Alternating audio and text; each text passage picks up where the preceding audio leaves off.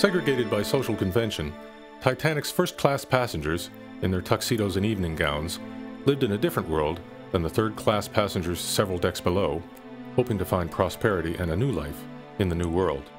What they had in common, apart from a belief that they were traveling on the world's first unsinkable ship, was that most of them had not long to live. After leaving Southampton, England, Titanic made stops in France and Ireland before setting off for the maiden journey's ultimate destination, New York. 4 days into the crossing, and shortly before midnight, the largest ship in the world hit an iceberg.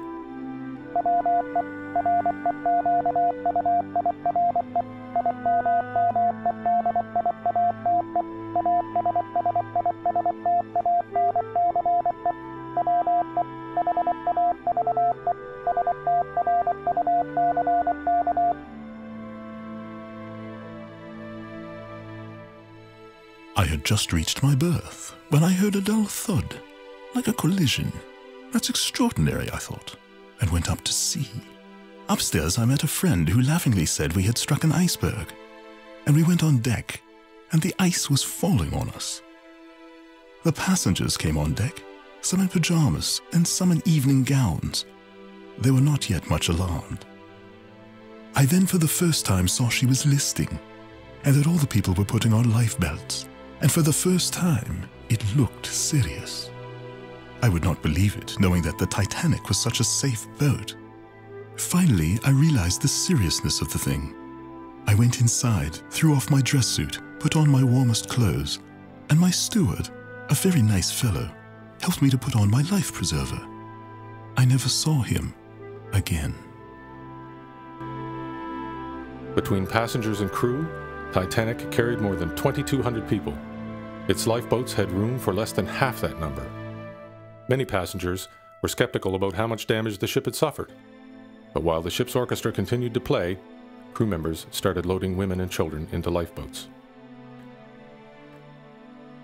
So it was a question as who was there in time to get into one of the all too few lifeboats. Well, they weren't launched very quickly, because at first no one thought anything was going to happen. But my father went away and spoke to an officer, and he said, they are going to launch lifeboats, but you'll all be back on board for breakfast. There wasn't any panic until the lifeboats left, and then there was panic galore. We were down on the ocean. We could hear them running about on the decks and screaming. You can imagine people came up from their cabin, went onto the deck, no lifeboat, tearing around the other side. That's when the panic was there.